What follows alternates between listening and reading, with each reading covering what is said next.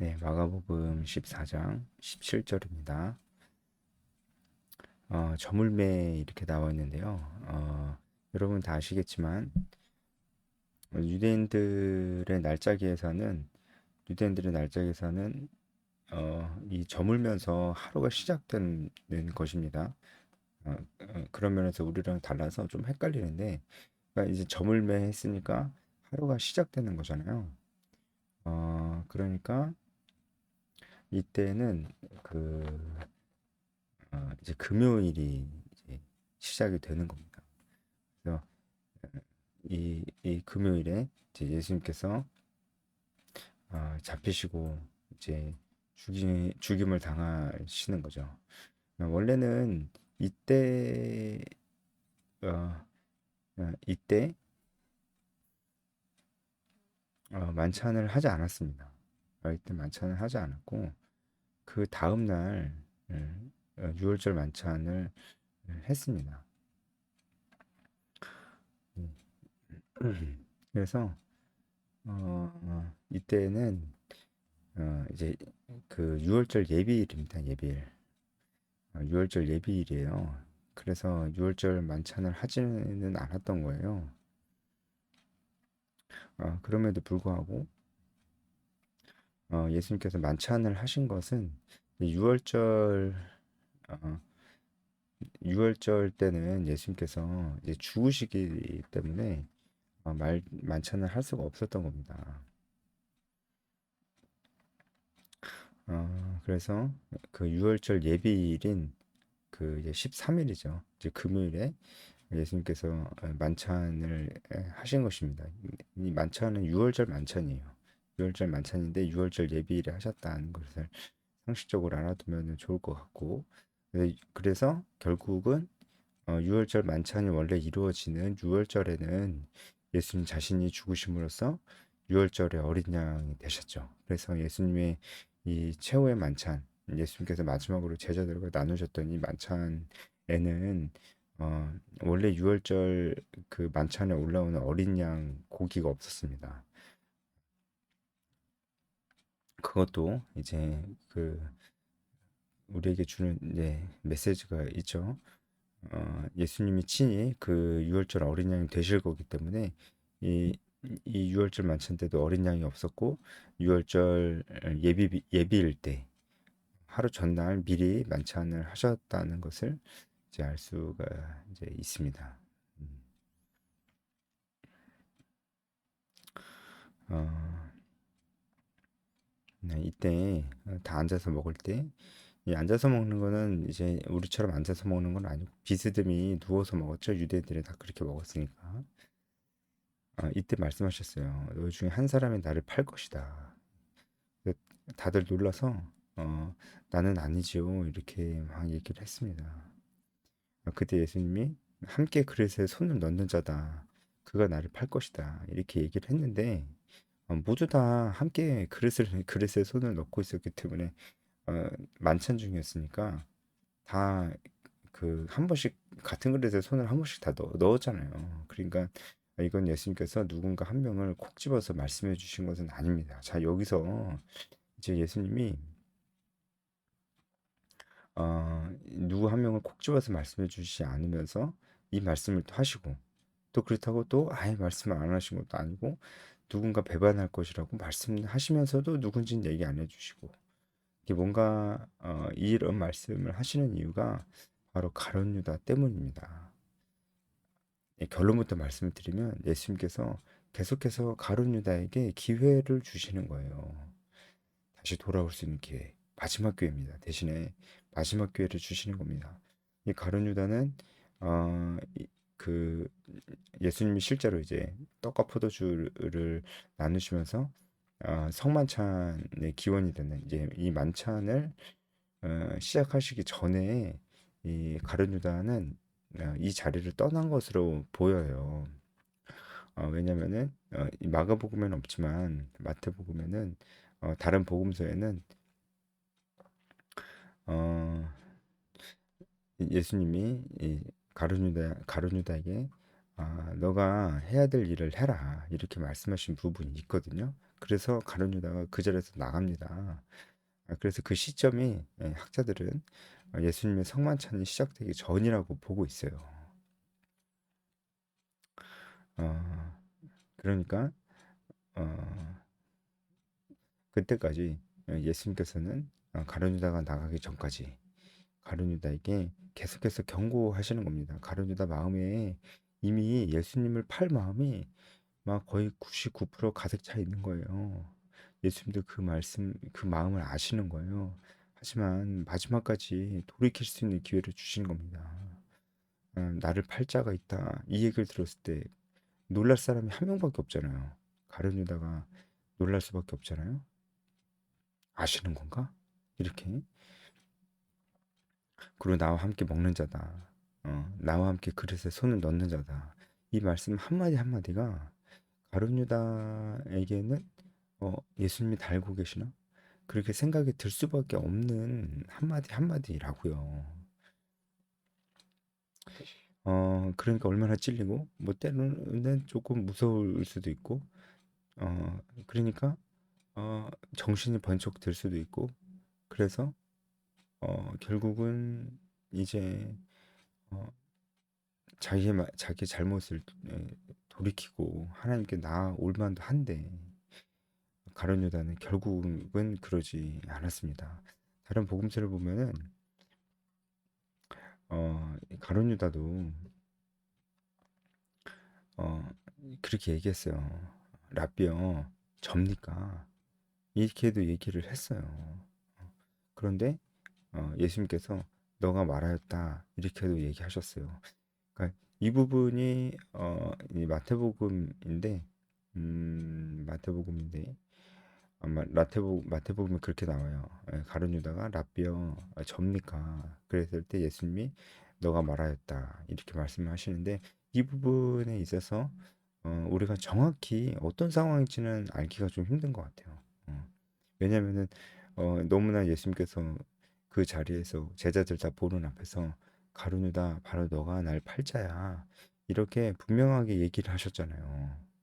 그러면은 다들 놀라고 뒤집어지고 막 그래야 되는데 이제 전혀 그런 분위기가 이어지지 않으니까 이게 도대체 뭐냐 그럴 수 있는데 정확히 알 수가 없습니다. 분명한 거는 어 이게 제자들이 보기에 전혀 이상한 장면은 아니었다는 거예요. 그래서 이게 뭐 좀 약간 그 약간 농담처럼 맞는지 모르겠어요.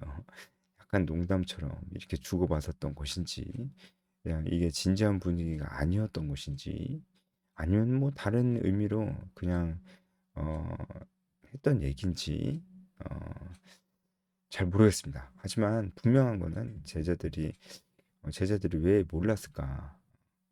예수님이 지금 가룟 유다라고 지적을 했는데 제자들은 왜 몰랐을까? 그걸 가룟 유다는 지금 자기가 지적당하는 걸 왜 몰랐을까?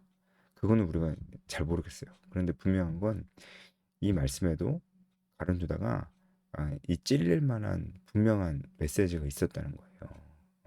웃으면서 했든 농담처럼 했든 어떻게 어떤 방식이었든 어떤 분위기였든 바로 너가 날 팔자야. 그리고 너가 가서 하고자 하는 일 해. 이 얘기를 들었을 때 가룟 유다가 찔리지 않을 수가 없다고요.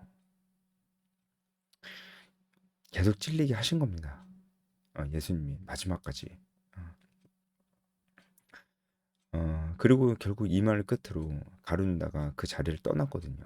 그래서 제자들은 가룟 가룟 유다가 뭔가 할 일이 있어서 떠난 걸로 그렇게 생각을 했을 가능성이 높습니다. 어, 예수님이 또 그렇게 시키시는 것 같았고 제자들이 듣기에는 근데 가룟 유다만 알고 있었죠. 자기가 무슨 일을 할지 예수님도 아시고 그래서 마지막까지 기회를 주신 것인데 결국은 어, 그 기회를 잡지 못하고 이제 예수님을 그 자리에서 이제 예수님 팔러 갑니다. 그리고 이제 사람들을 데리고 오죠. 군대를 데리고 와서 예수님이 기도하실 때 예수님 잡으러 오죠.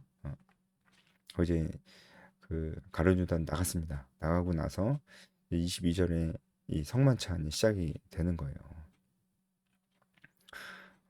예수님께서 몸 이제 떡을 떼시고 몸이라고 말씀하시고 잔을 돌리시고 피라고 말씀하시는 것입니다. 그리고 내가 포도나무에서 난 것을 하나님 나라에서 새 것으로 마시는 날까지 다시 마시지 아니하니라 이렇게 말씀하셨는데 이것은 어, 이것이 마지막 식사라고 말씀하시는 거예요.